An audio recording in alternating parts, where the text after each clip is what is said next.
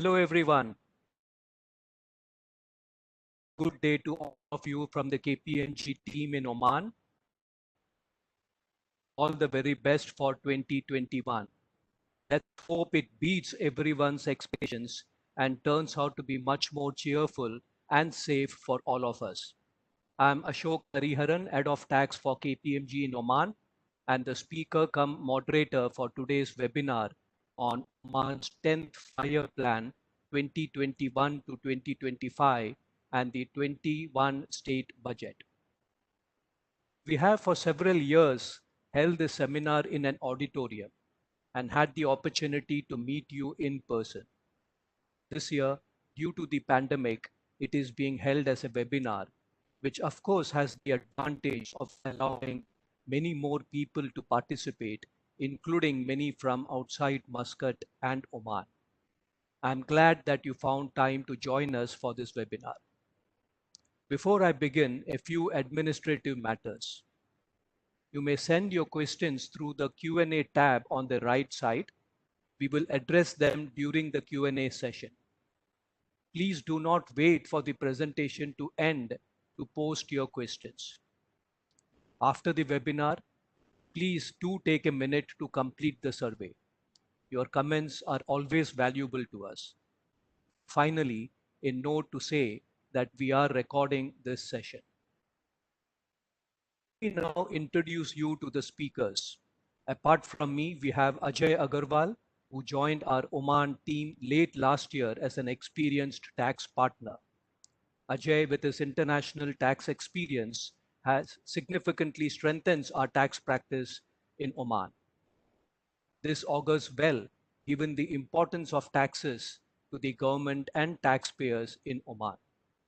We now have 2 tax partners, 3 tax directors, and several senior managers, associates, many of whom are nationals, including a formal tax authority technical director.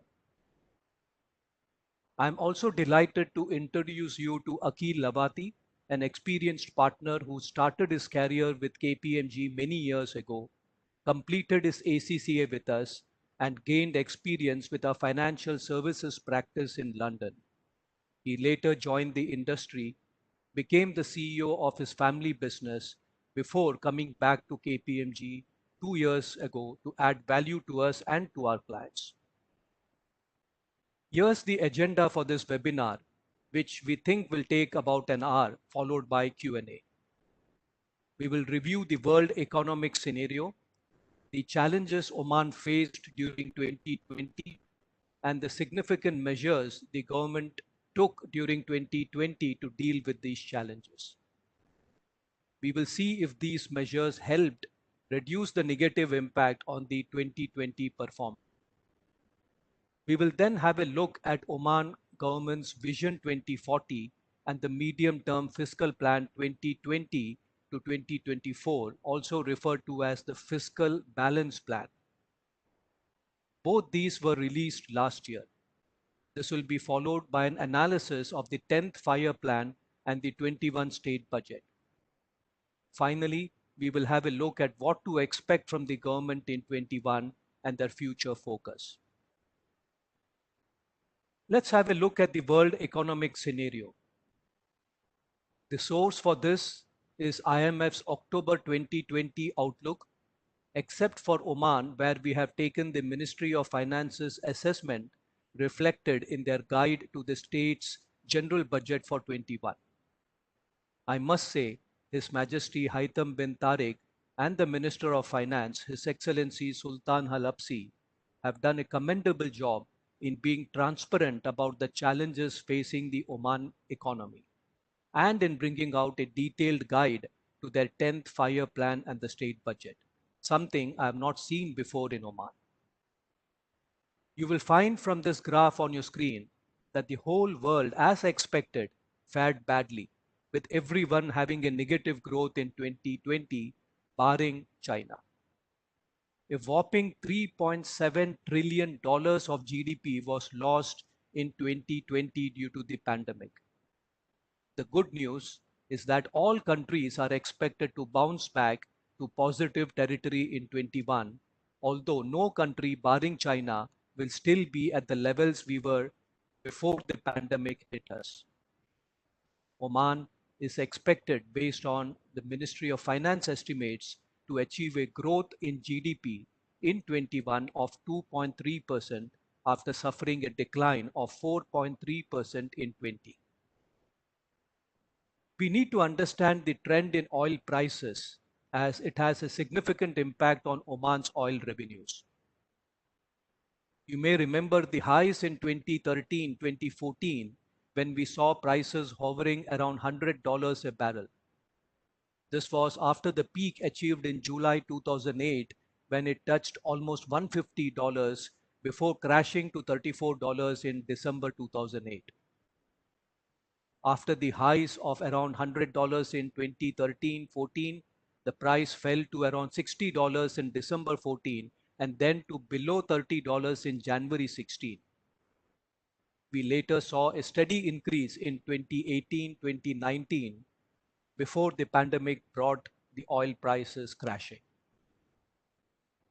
You may all recollect that on 20th April 2020, just 8 months ago, the price of West Texas crude oil slumped into negative territory, falling into a record low of minus $37 a barrel.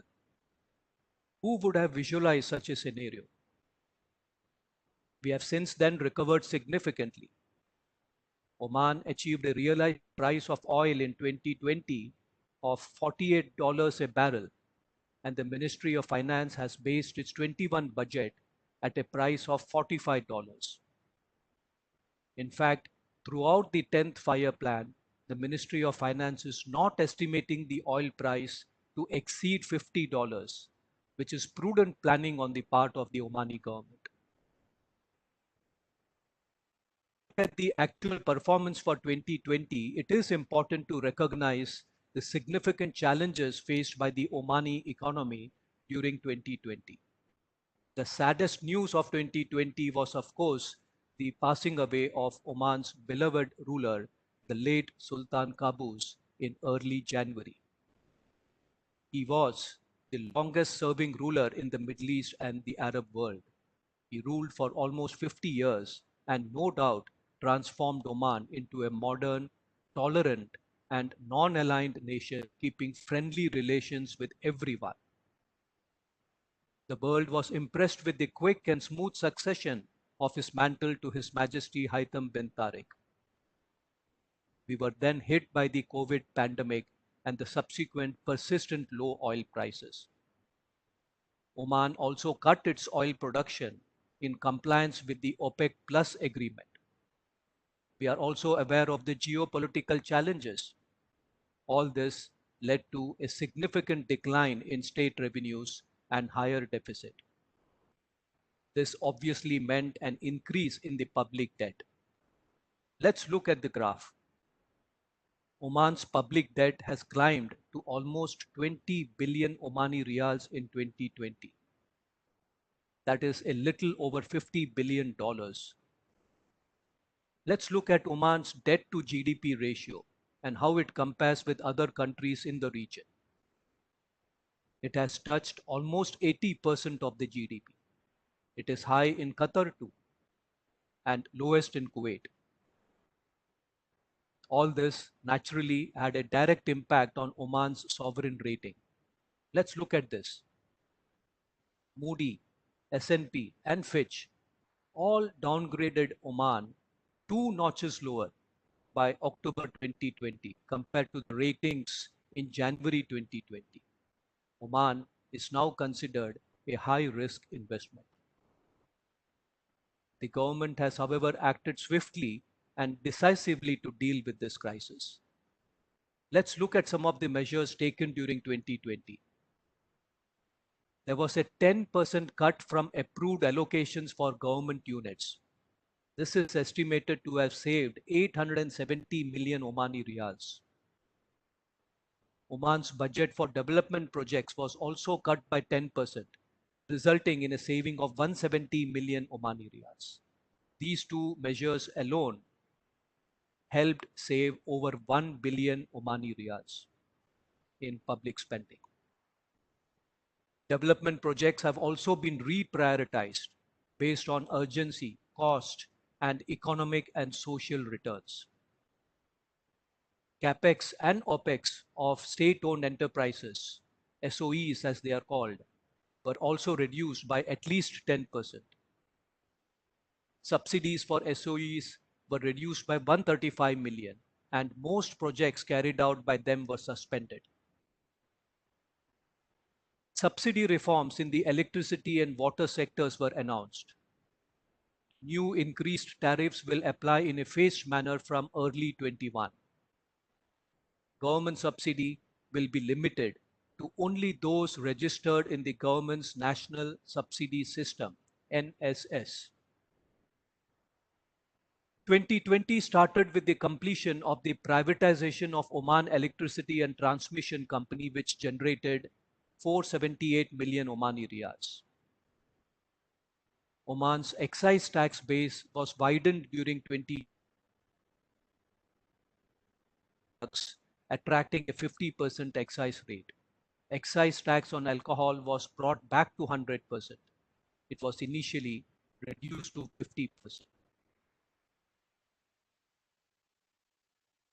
Medium-term fiscal plan 2020-24, endorsed by His Majesty, was issued. The objective of this plan is to reduce deficit and improve Oman's credit rating. It is also referred to as the Fiscal Balance Plan. Akil will be covering this in our presentation later. In October 2020, the Institute of International Finance affirmed that Oman was making progress on fiscal adjustments and structural reforms that would reduce the impact of the pandemic. What were the other actions taken? A task force has been created to develop policies and programs to stimulate the economy. Several ministries and government units were merged in a major restructuring of the state administrative apparatus. Restructuring of state-owned enterprises, including revising their payroll, is in progress. Pension funds were restructured to deal with the challenges faced by them. There is now only one pension fund for civil units and the private sector. The second one is for defense and security units. 70% of the government employees who exceeded 30 years of service were mandatorily retired. In addition, those who worked as advisors, experts in government units and state-owned enterprises were also retired. A job security system was introduced to provide social security to those Omanis who lost their jobs during the pandemic. The intention is to also temporarily assist new Omani job seekers. Funding is through the initial grant of 10 million Omani riyals from His Majesty and a monthly contribution by employers and the Omani employees at the rate of 1% of their salaries. In addition, employers also contribute in the form of a levy of 5% on expatriate resident card renewal fees. Government's share in Block 6, which is the main oil producing block operated by PDO, Petroleum Development Oman as it is known as, was transferred to Energy Development Oman, EDO. EDO is now responsible for collection of the government oil and gas revenue and, more importantly, paying for the oil and gas development and production expenditure previously funded by the government. Ownership of state-owned enterprises and investments, with the exception of PDO and EDO, was transferred to the newly established sovereign fund, Oman Investment Authority, which has started looking at these investments as a private equity firm would do. OIA has launched Rawabet, a special program to link the SOE's policies, systems, and corporate governance with Vision 2040 objectives. Let's now see how these measures impacted on the 2020 fiscal deficit. Oman ended 2020 with an estimated deficit of 4.2 billion Omani riyals, in what was certainly the worst year faced by countries across the world in more than a century. This deficit in 2020 is lower than 5.3 billion Omani riyals recorded in 2016 and 4.6 billion Omani riyals recorded in 2015. There is no doubt that the painful actions taken by the government achieved the desired results. Let's now listen in to Ajay, who will provide further details of the 2020 financial performance. Thanks, Ashok, and very good morning to all of you. Before I jump into the Oman specific 2020 economic performance, we all know that 2020 has been a year of aberration. And as we all reflect back, there are various untoward events which unfolded in 2020. And clearly, the entire world was caught unprepared. We also know that many organizations do prepare for crisis management, but very few could respond swiftly to such a massive crisis. And all of us were sort of started asking a very few but common questions. Will this pandemic end? When will this pandemic end? For how long its impact will be felt? Can I or my business survive? And last but not the least, what can I expect from the government as a stimulus? Perhaps these questions were asked several times by all sections of our society, and undoubtedly, very few got answers to these questions. On similar lines, all the governments were also clueless to start with, and all of them went back to their drawing board to deal with this unprecedented challenges, and very swiftly started exploring ideas how to provide support to the communities at large, protect the well-being of its people, and all of them had put financial matrix behind them and clearly started acting what is required to be done immediately to protect and prevent at all costs. If you look at Oman's 2020 financial performances, in all counts, it was a year wherein the budget and the actuals did not see eye to eye. Clearly, the government revenue collapsed by 21%, largely due to lower oil price as detailed out by Ashok, decline in its demand, and interestingly, in no uncertain terms, it posed a very, very important question before all of us in terms of Oman's dependency to the extent of 70% on oil and gas related revenues. Given the uncertainties around oil, both in terms of demand and price, makes the matter more alarming for all of us. Apart from oil, the other government collections like taxes, fees, investment income, privatization, royalties also came under significant stress, and it also reduced to the extent of 20% in 2020. Overall, the result was seen as a decline of 21% in overall government's revenue. In my view, the situation could have been worse than what we have witnessed, and we must compliment that the government acted swiftly and decisively given the economic challenges the nation was facing. It quickly announced austerity measures to reduce government expenditure by 10%, as detailed by Ashok, and there were many other significant steps were taken, which were again detailed out by Ashok. Yes, one could possibly argue that we did not achieve the set targets. However, the efforts which were put in by the government did lead to reduction of by around 4% in planned government expenditure, and I'm hoping that it would pave the way to operate efficiently, effectively, and modestly on a go forward basis. If we were to compare other GCC countries and test Oman's performance with its peers, clearly the message which we all will get is all have suffered in equal proportion.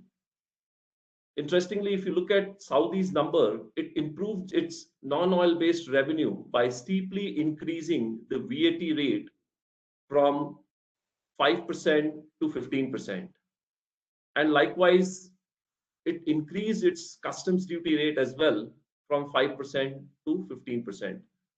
Therefore, on an overall basis, Saudi saw 13% increase in its non-oil based revenue. However, if you look at from an oil front, it equally suffered the way we all suffered. In Qatar as well, very similar story.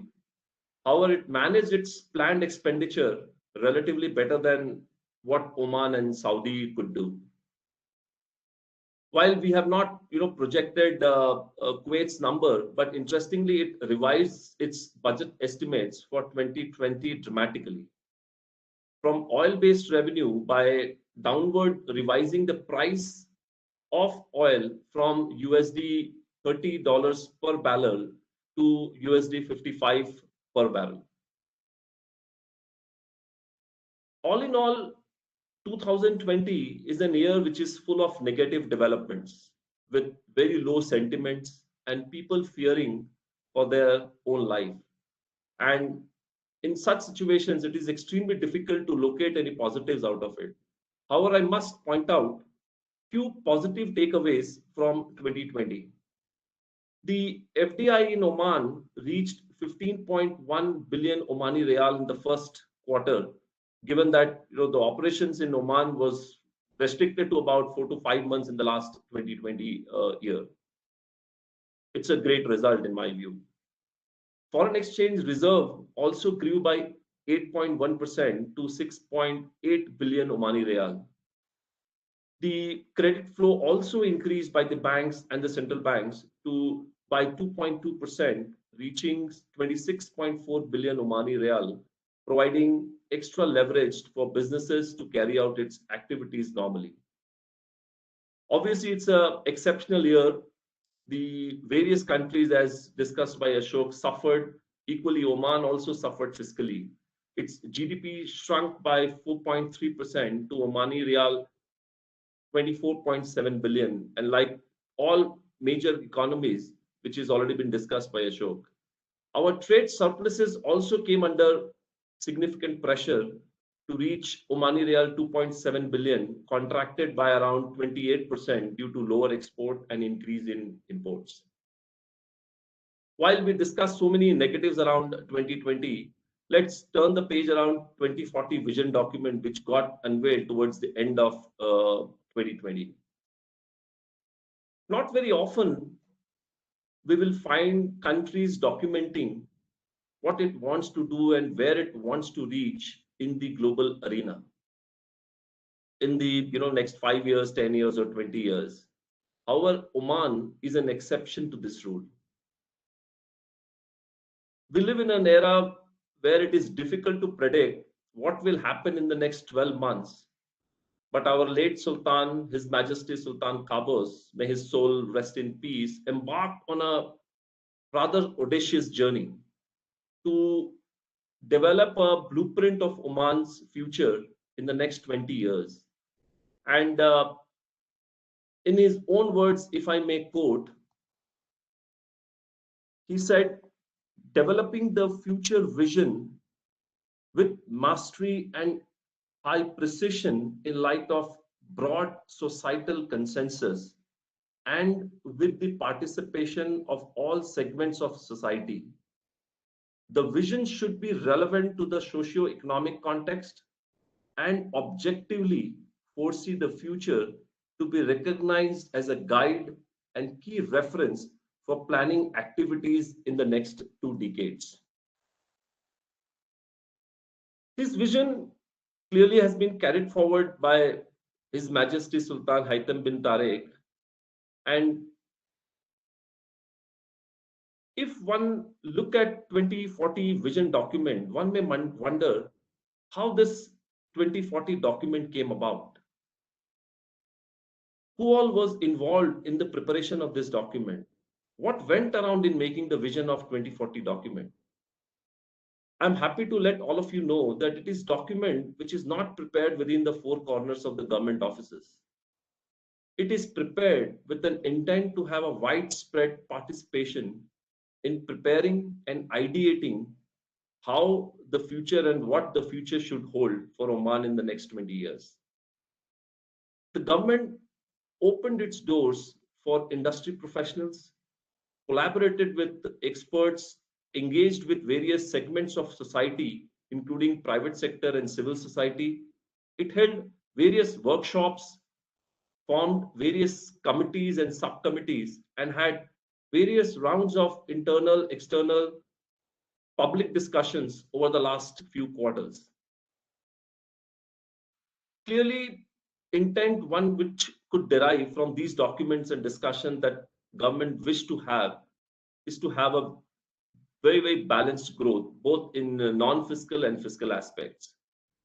Government is extremely focused in its rich culture in protecting environmental supremacy, which it has, its blessed natural resources and effective utilization of the same, and last but not the least, sustainable economic activities and so on and so forth. If we look at the 2040 indicators, one could feel that it is woven with the same fabric, with the intent with which our late Sultan indicated how the 2040 vision should look like. Some of the indicators, if I can talk about, the Global Innovation Index. The government wants to participate in the innovation, global innovation, which is taking place in front of us. It wants to reach top 20 countries by the year 2040. The real GDP growth today, which hovers anywhere between 2 to 3%, the government wants to achieve 5% real GDP growth. Omanization, we all know about the Omanization policy. Today, the local participation in the growth and development, both in the particularly in the private sector, hovers around 10 to 15% of Omani's participation. It wants to achieve 40% of Omani's share of job in the private sector. The FDI flow, the non-oil share of GDP, we spoke of 70% is dependency on the oil sector. The intention is to reach where we can have non-oil share of GDP to the extent of 90%. So all in all, it's a wide vision where Oman can participate in the world's developed nation and can stand alongside shoulder to shoulder with larger nations and organizations. Coming to the national priorities, to illustrate this, under the Vision 2040 document, the government has identified 12 key priority areas for the nation. And let me take a few of them for today's talk. Inclusive education, scientific research leading to knowledge-based society. What does it mean? It wants to create an atmosphere where Omani's confidence, their identity and commitment to their social values can be increased. But to do so, it is very important that the quality of basic and higher education in school, colleges, private institutions, government institutions are improved. And in order to make positive contribution in the direction of employability and competitiveness of local resources, such an aim has been predicted. One would not be surprised that the world ranking of universities in Oman is pegged at 450 out of 500 universities. With these measures, the government aims to achieve a ranking below 300 by 2040. Leading healthcare system. Aim is to build a best-in-class, dependable healthcare system which can solidify relationship between its people and healthcare institutions.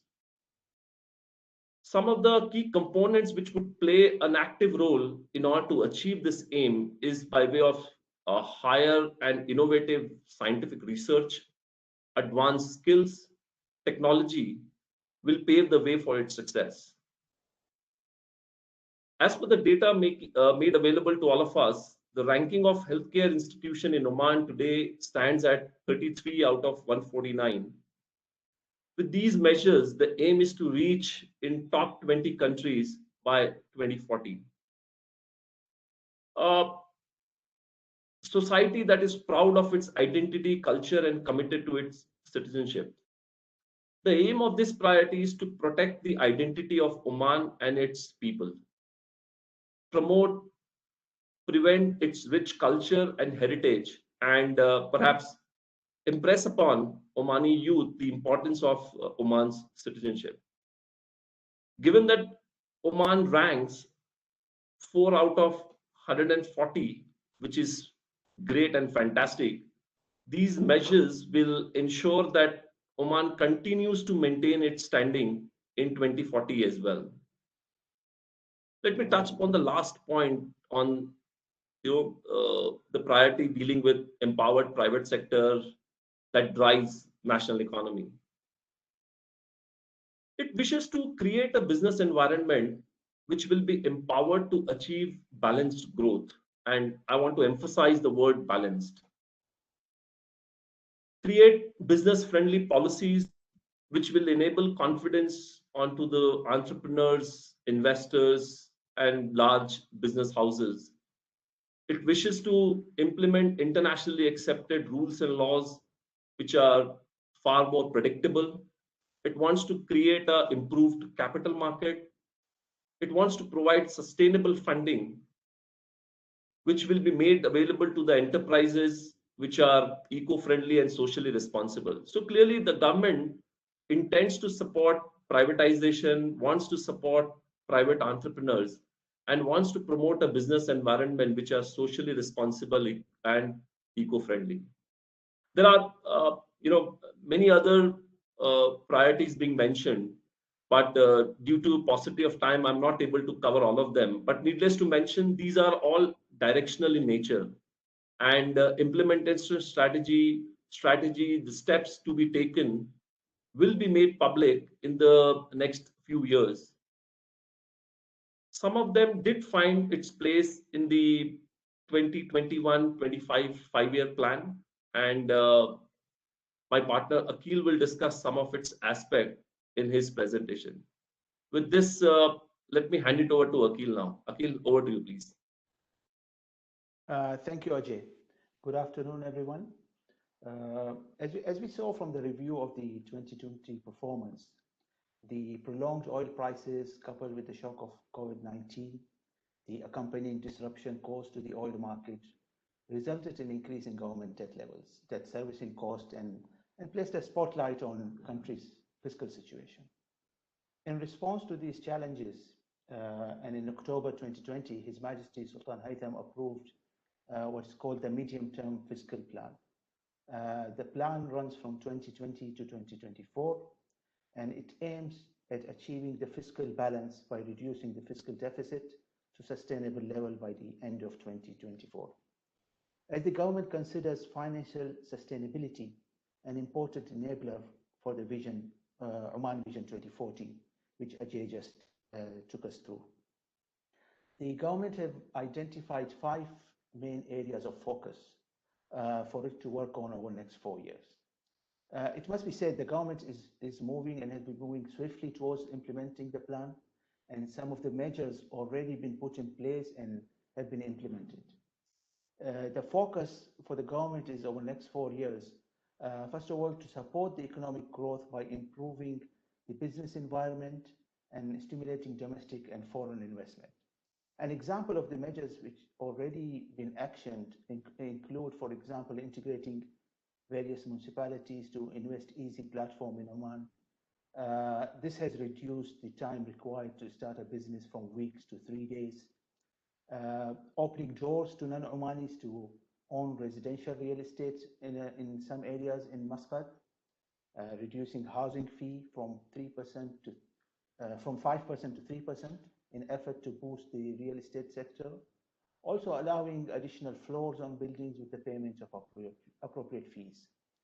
The government also is looking at, in a bid to improve the business environment, the labor market reforms, the review of the laws and regulations to make labor market less rigid, increase the employment opportunities for Oman. For example, at the end of 2020, the Ministry of Labor scrapped the qualification-based minimum pay. It hopes by doing so, it will open up the job market for many Omanis who want to participate in the private sector. The government also, in support of the tourism, has scrapped visa requirements for more than 100 countries. And this is all in line with supporting the government and stimulate domestic and foreign investment in the country. The second area of focus is the diversification of and enhancing of government revenue. There are two major initiatives within this. One is the enhancing returns from the government investments. This is done through the establishment of Oman Investment Authority. The Oman Investment Authority was established during June 2020 by merging State General Reserve Fund, Oman Investment Fund, and transferring all Ministry of Finance investments to OIA, with the exception of PD, of course. The objective is for the OIA to enhance returns from these investments and pay consistent dividend to the government. We have already seen OIA taking various steps towards achieving this objective. Another important element of government diversification and aim of the diversification of its revenue is taxation. There are measures taken to enhance the tax collection and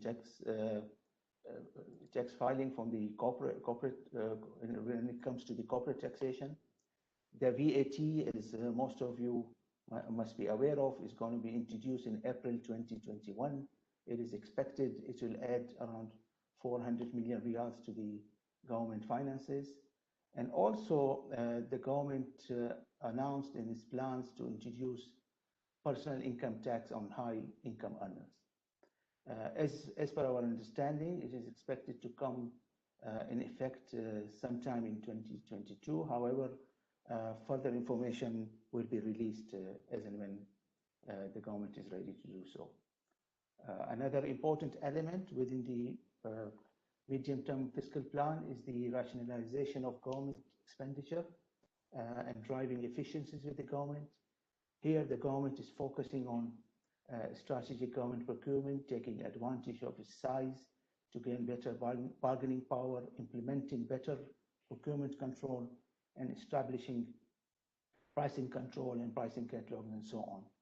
Also reviewing the current expenditure and spend controls. Another initiative within this is the look at the public service subsidiary and the reform of the public subsidiaries. The fourth pillar of this, the medium-term fiscal plan, is the strengthening government and public financial management. The initiatives under this are the development of the government financial management information system. This, the government hopes, will allow it to have a better understanding and better visibility of its expenses and the data, and make a better decision based on the data available.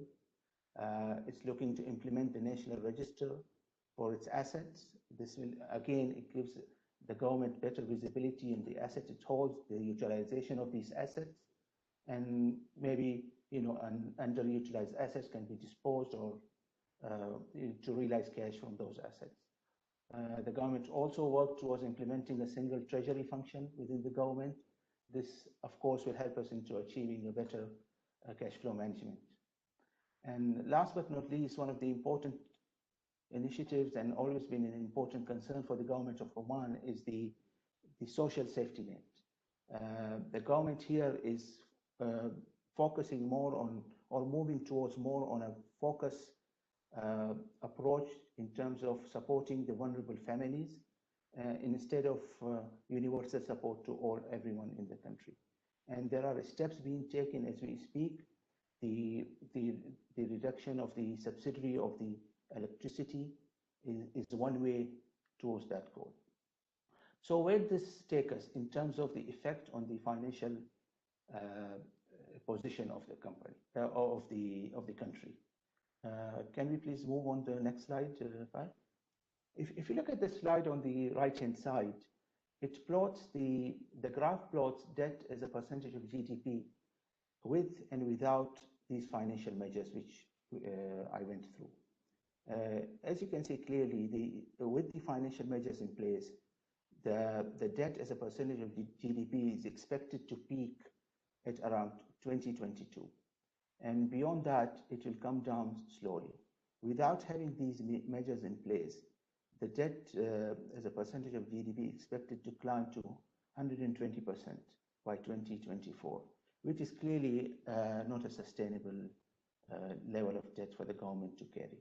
So it is very important for the government to follow through on this plan. What we have seen so far, the government is sticking and taking swift action to implement this plan. We'll move on now to look at the 10th five-year plan, which the government published along with the budget. The 10th five-year plan. Akhil, sorry to interrupt you. I think there are some in the audience who say they are not able to listen to you. So Okay. if you could please speak a Let's little see. louder. Sure. Is it my better? Is it better now? Yes. Yeah. Okay. So the 10th five-year plan basically runs from 2021 to 2025. So it basically laps with the measures being implemented in the medium-term fiscal plan, which I just highlighted. And if you look at the plan and the budgets or the published figures, you can see what the government is trying to achieve here on this 10th five-year plan. For example, if you look at the non-oil revenue, which the government highlighted as one of the areas where it's trying to diversify its revenue base, the non-oil revenue expected to grow from 2.4 billion in 2020 to 4.4 billion. Now, which is in 2020, the non-oil revenue represents 28% of the government total revenue. It's expected to climb to 38% of the total revenue. And through various measures with the control of the expenses and the government spending, the government is hopeful by end of 2025, it will achieve a small surplus.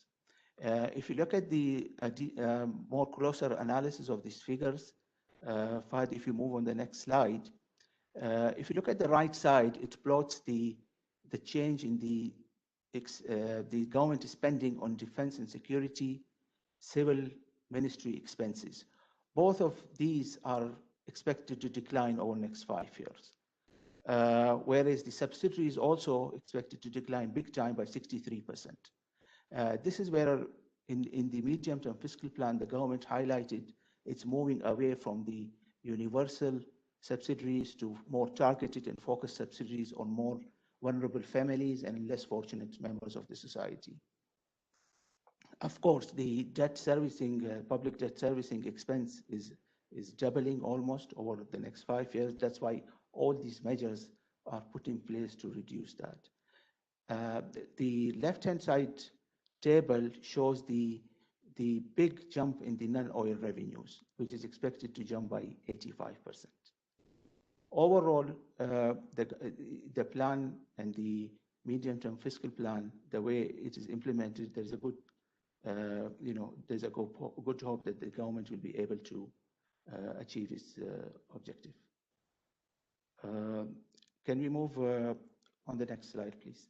So by end of the 5th-year plan, the government hopes to move from the current 2020 deficit of 4.2 billion riyal into posting a small surplus at the end of 2024. So this is basically quick analysis of the 10th five-year plan. We'll just go through the summary of the key highlights which are mentioned. The key objective which highlighted by the government for the 10th five-year plan include enhancing the sustainable human resource development, enhancing the private sector participation and with special focus on SMEs, expanding the economic diversification base, and enhancing overall economic environment to achieve sustainable growth. The major sectors that the government is focusing on is agriculture and fisheries. We have seen with specifically, for example, with fisheries, the Fisheries Development Oman, which is a company owned by Oman Investment Authority, is investing and looking to develop the fisheries sector in Oman. Same goes with the mining. With the mining development, Oman is focusing on this sector with the aim to develop the sector, so it better contributes to the overall economy. The key directions and strategic directions for the government over this 10th five-year plan are to improve the credit rating of Oman and invest and incentivize the sustainable development and job creation with the aim to issuing laws to improve the legislative environment and optimizing export and opening up new markets for the Omani product. The plan aims to achieve annual GDP growth of 3% per annum over 5 years. The contribution from non-oil activities is to GDP is 3.2%. The plan is based what could be considered for 2021 a conservative oil prices with $45 per barrel for the years 21 and 22, rising to $50 from 23, 24, and 25, with the average production of 1.1 million barrels per day. The government hopes the foreign direct investment will rise to 10% of GDP. And now we will look at more detail at the 2021 budget. Ashok, can you please take us through the budget? Thank you.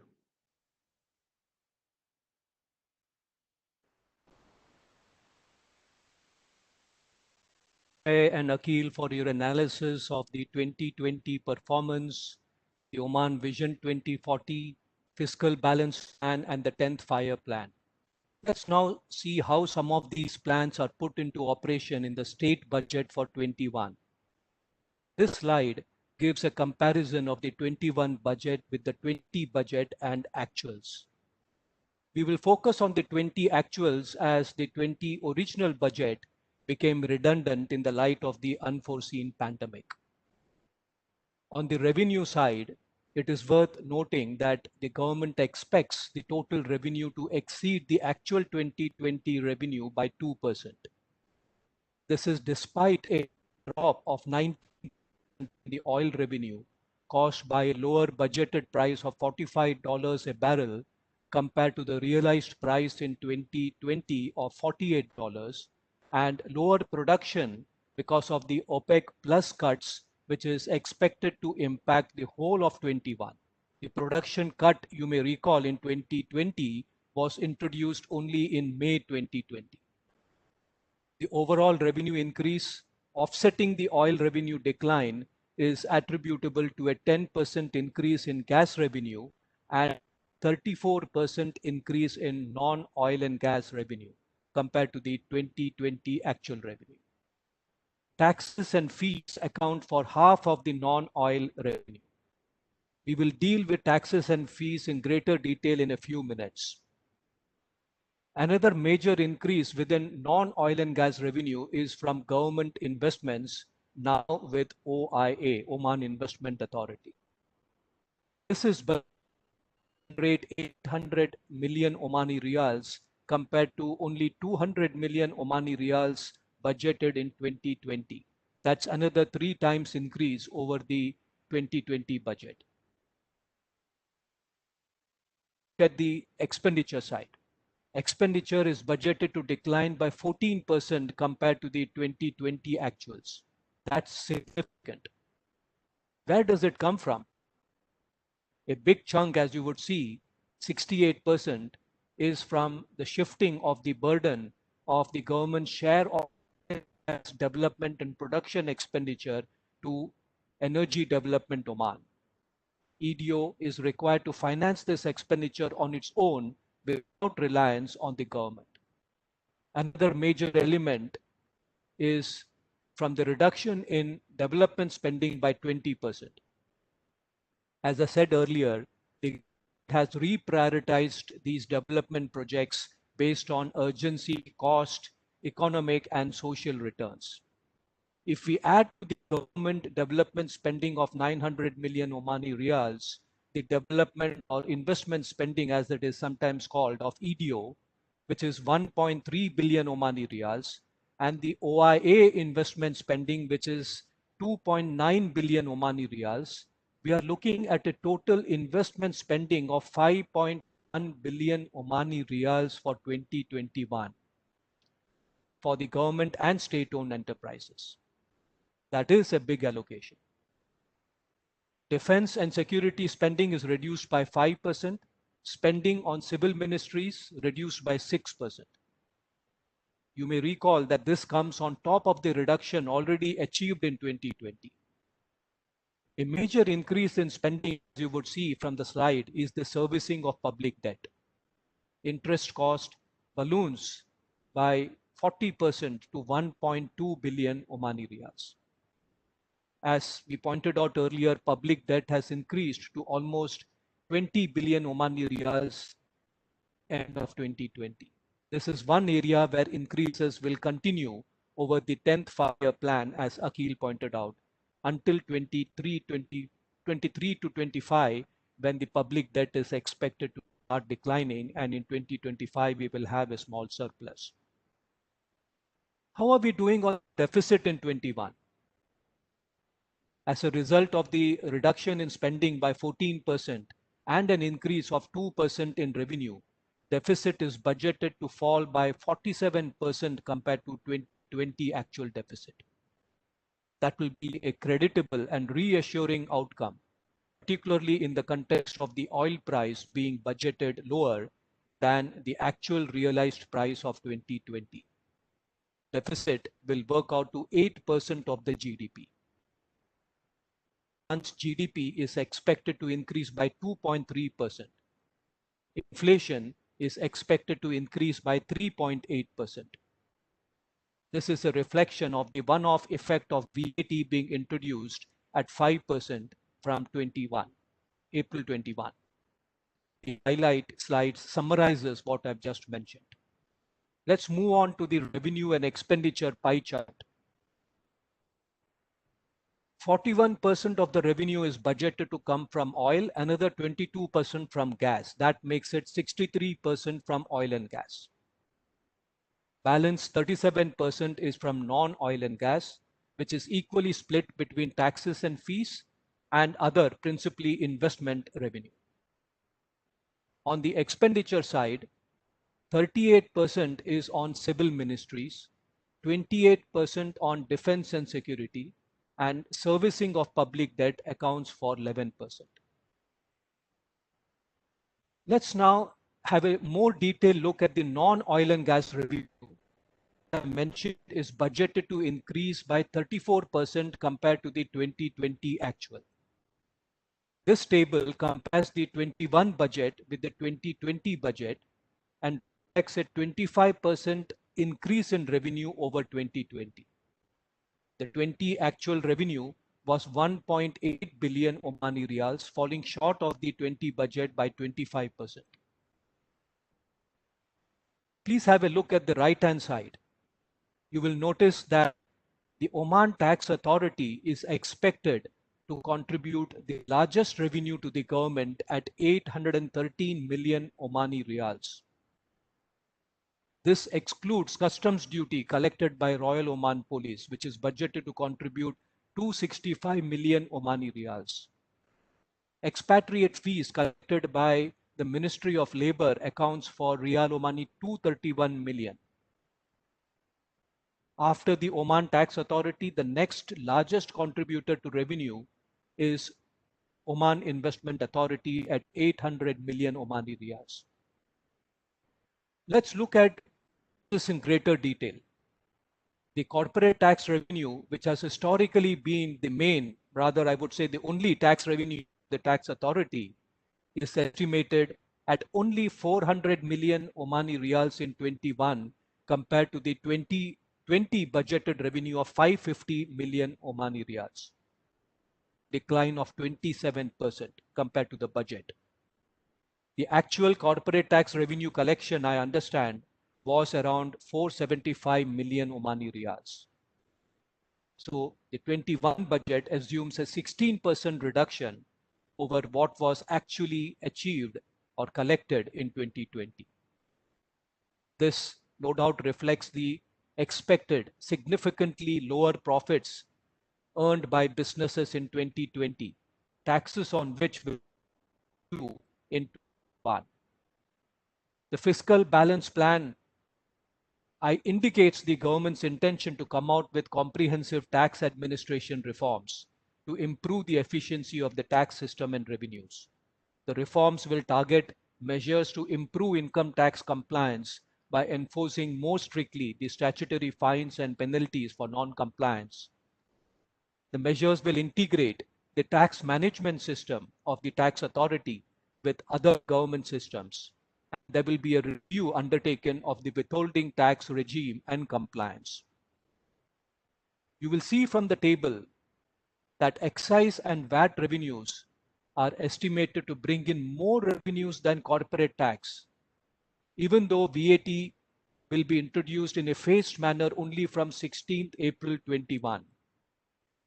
Excise and VAT revenues at 413 million Omani riyals represents a 3 times increase over the 20 budget and 6.5 times the actual estimated excise tax revenue collection during 2020. As in other countries across the world, indirect taxes will for sure become the main contributor to the government revenues in Oman. Please therefore make sure that you are ready to implement VAT properly. What is the government expecting to do in 21? A public debt law is expected to be enacted. This will help manage and effectively monitor the borrowings of the government. A single treasury account was created with the Ministry of Finance last year. This will be made fully operational to optimize and centralize the use of the government's cash resources. Program-based budget is to be implemented. That's called PBB. This will identify public spending priorities and link them to objectives of serving the society and achieving the Vision 2040 ambition. The most eagerly awaited initiative will be on the labor sector. A new labor and civil service law is expected during 21. It will make it easier to regulate the labor market, including hiring and laying off of people. It will provide training that is linked to the job market and facilitate entrepreneurship. As Akhil pointed out, a new Government Financial Management Information Systems, MIS, known as GFMIS, is being developed to enable presentation and monitoring of financial data in a more systematic manner. It will help improve public spending management efficiency. There will be a renewed focus on Partnership for Development program, known as Offset program worldwide.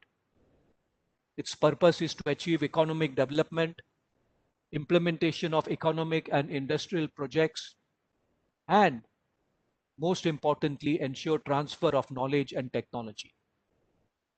3 main sectors are being targeted: defense and security, human resources development, and private sector development. The Ministry of Finance has launched 17 projects until. These include the Oman Aviation Academy in collaboration with Airbus, CAE, and other government and private funds, Advanced Cybersecurity Academy, Youth Skills Development Program, and STEM Oman. In 2019, you may recall that a public-private partnership law was enacted. There will be an increased focus on this during 21. The sectors identified for the public-private partnership are seaports, education, environment, transport, healthcare, and municipalities and government services. All these proposed initiatives are aligned with the Fiscal Balance Plan, the 10-5 Plan, and the Oman Vision 2040. I will conclude by summarizing the government's focus areas as reflected in the 10th Five-Year Plan. This plan will serve as the cornerstone and springboard to achieve fiscal balance, stimulate growth, and achieve social welfare. Fiscal balance will be achieved by increasing non-oil revenues, rationalizing public spending, finding innovative approaches to government financing, and ultimately achieving deficit control and thereby improving the credit rating. Growth will be stimulated through economic diversification, focusing on high priority projects, increasing domestic and foreign investments, expanding the private sector participation, and achieving improved efficiency of state-owned enterprises. Lastly, social welfare objectives will be achieved through investments that will generate jobs and measures such as subsidy reforms, which will be undertaken in a manner that ensures that resources are directed only to help the needy. We believe that if the government succeeds in improving the economic climate and enhancing the role of the private sector, thereby achieving fiscal sustainability, there is every reason to hope that Oman will emerge successfully from the current challenging economic environment. That concludes our presentation. We will now open the floor to questions.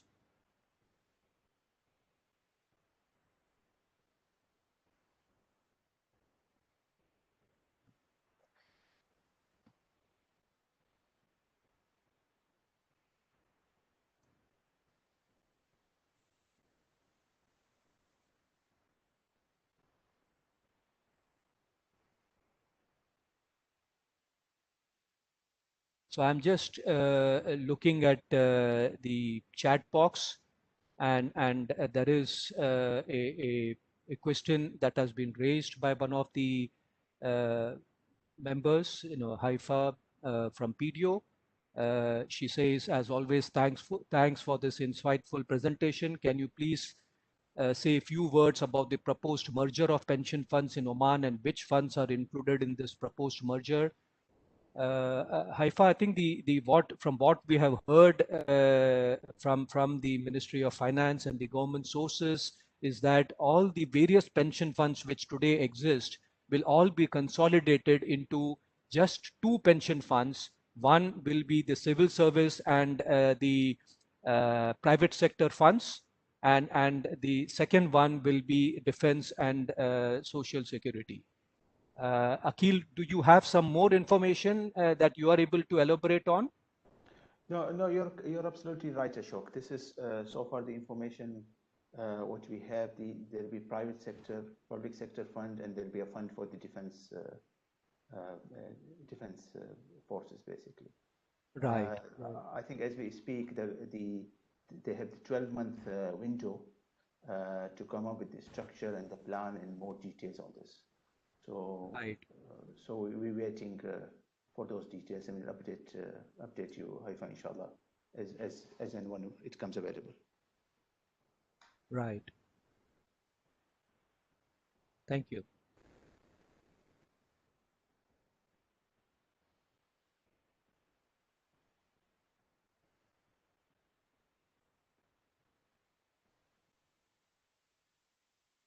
The next question that I can see is, what's the current situation on the implementation of the electricity subsidy? Again, as was announced by the government, this is going to be done in the phase beginning 2021, and idea is, you may recall that the electricity bills that we have been getting for the last few years identifies how much subsidy the government is contributing to the to us, to all of us. Many of us can afford to pay the full electricity bill, but still the government was subsidizing everyone, expatriates, locals, everyone.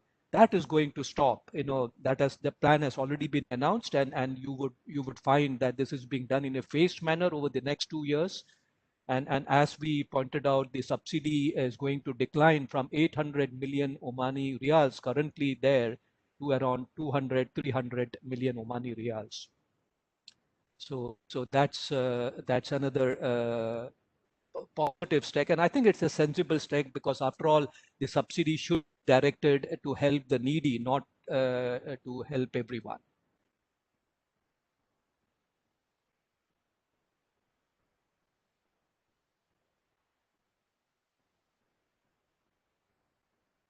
Now, another question that has been raised is, does the reduction in oil and gas production have an impact on oil revenue? So the answer is no, of course not. Oman is committed to restoring the production to its full capacity once the OPEC plus uh, agreement is completed. This will be, the Oman government has assumed that the cut will continue throughout 21, but it will end sometime in 2022. All that has happened is the EDO has been established as a separate company which will be tasked with the objective of taking care of government's responsibilities in terms of funding the oil and gas production expenditure, and EDO will be managing this on its own, i.e., it will have bring in resources from its balance sheet. It will leverage the assets which it has and borrow. So you don't have to depend on the government for funding the oil and gas expenditure. Government will just get the oil revenue, effectively like a dividend, and nothing else, which is what most countries would be doing. They would not be engaged in the operational part of the state-owned enterprises.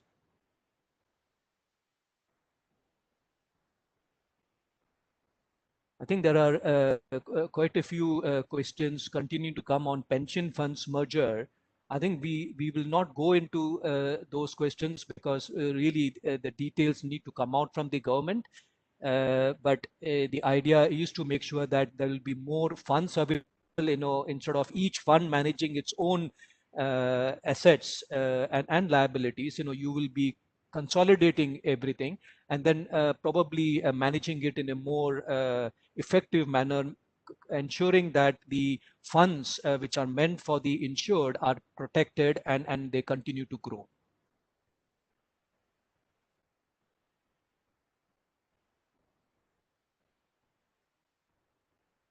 Another question, GDP will grow. However, what will be the impact on SPI?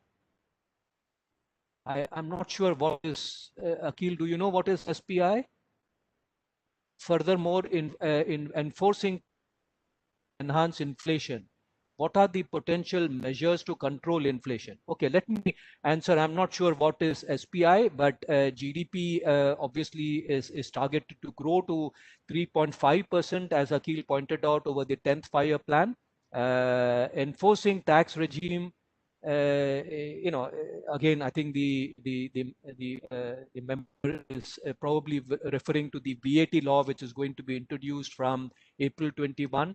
This will be 5%, but as has been said repeatedly by the government and economists, not only in Oman but across the GCC, where VAT was implemented in 2018 in at least two of the countries. This is VAT is a one-off inflation, so this 3.8% which the government is uh, estimating for 2021 is a result of the one-off inflation. It won't be full percent, it will be much lower because of the exemptions and zero ratings that are being provided, but it will not continue. It's not unless the VAT rate is increased in future. So I think the government will continue to follow measures to control inflation. There is the Consumer Protection Authority, which will make sure that traders do not unfairly increase prices. So all those measures will continue in the coming weeks and months as Oman gets ready for VAT implementation.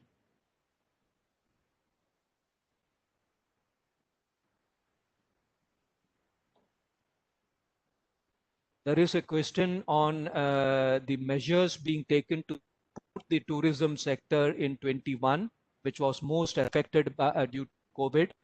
I am aware that I have been answering all the questions. Akhil, do you want to have a go at this? Can you repeat the question? What Ashok? what are the measures being taken to support tourism in 2021, which obviously was most impacted by the COVID in 2020? No, definitely. I think until the vaccination program around the world takes hold and more people get vaccinated, the tourism sector will be under pressure. Uh, However, in the long-term plan, tourism sector remains a priority for the government. We have seen this by the government scrapping the visa requirement for around more than 100 countries. It is encouraging investment in various tourism sector and so on. So we are seeing and we will see the importance and the focus on that. But I think how the 2021 will turn out, it's yet to be seen.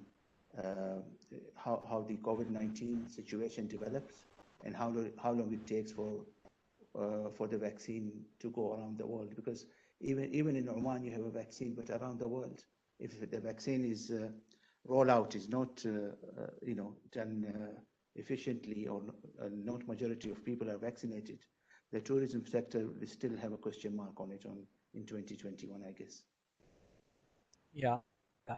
And I think as the government was always trying to, that was that they took a backseat because of COVID. The tourism sector as well as the aviation sector will be working together to make sure that tourism picks up. You know, Oman, we all know, is a beautiful country. People love to come to Oman, and I'm sure one of the diversification agenda for the government is to bring in more tourists. Akhil pointed out that the visa restrictions were removed earlier, late last year. All these are with a view to attract more people. But yes, COVID has to be sorted out first.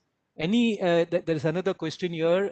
Any indicative limits and rates for income tax on high earners? There is no public announcement made by the government. I think the only message that we can give, looking at the 10th fire plan and the estimates of revenues that have been given for the various years, it is almost certain that the government is quite serious on introducing personal income tax sometime during 2022. The details will be known probably during 2021, during this year. So we will have to wait and for further announcements from the government.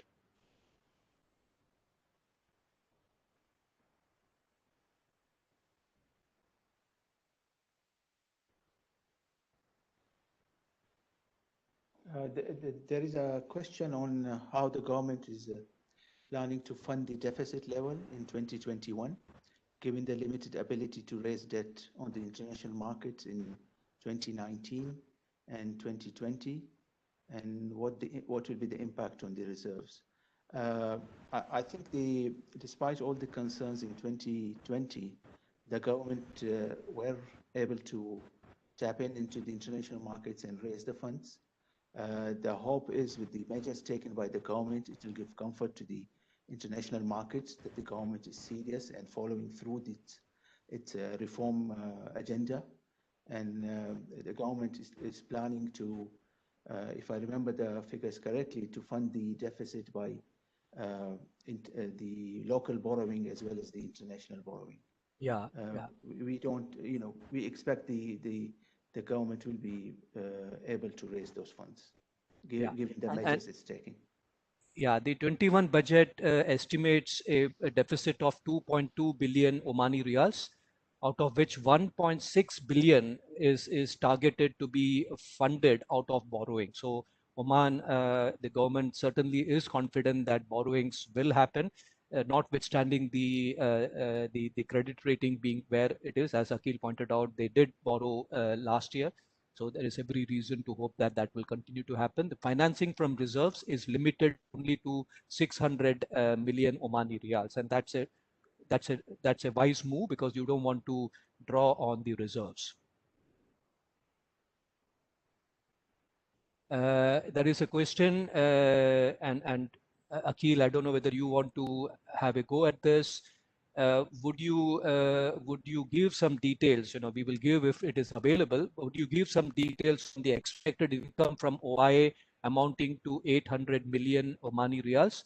Where would that come from? Is income budgeted from exit of investments? I don't think we have so much detail in the budget. At this stage, as the OIA is taking shape over the last 6 months, the budget only shows the income expected to be received from OIA. It doesn't give a breakup, so I wouldn't like to speculate on how this 800 million is made up of. Yes. And I think as I mentioned during our presentation, the main reason behind all investments being now under the umbrella of Oman Investment Authority is to make sure that these state-owned enterprises are managed more professionally by people who have the experience of dealing with this on a full-time basis.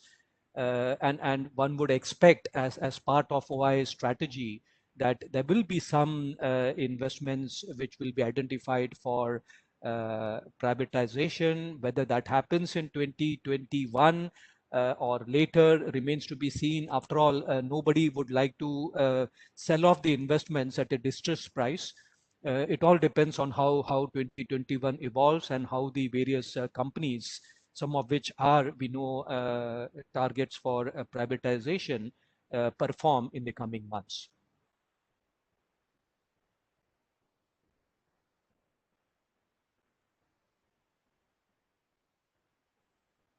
Okay, I think I'm just conscious of the time. We are now close to 1 p.m. People have listened to us for the last almost 90 minutes. I would like to thank everyone for joining this presentation. We will share the presentation separately, and if you have any questions, we at KPMG are always there to help you and guide you and advise you. Thank you, everyone. Thank you, Akhil and Ajay. Thank you. Thank you so much. Everyone. Thanks.